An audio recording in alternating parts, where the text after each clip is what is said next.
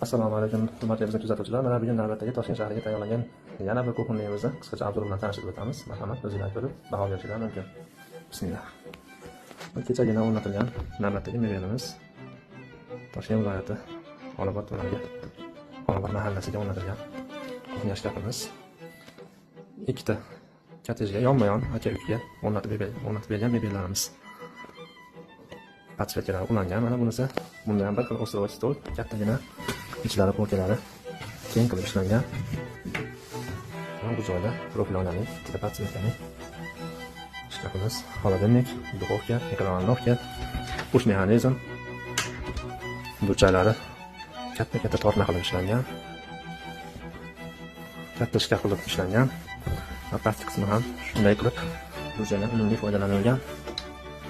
Tortmalari vakuum mexanizm, qo'shilgan patmasi ichida tandem roli, yo'llari polka, suvlarimiz ulangan. Bunisida aslida mo'lcha qo'yib berilmagan.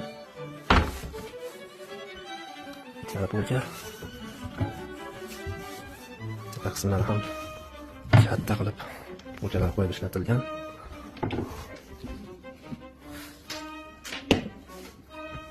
Eshiklarimiz vakuum mexanizm. Bu tomonda burchaga ham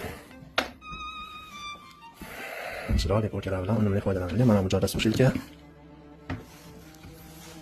gaz plita, vitichka, harakatda ishlatiladigan vitichkalar. Tag qismlari patsvetkalar bilan ishlatilgan.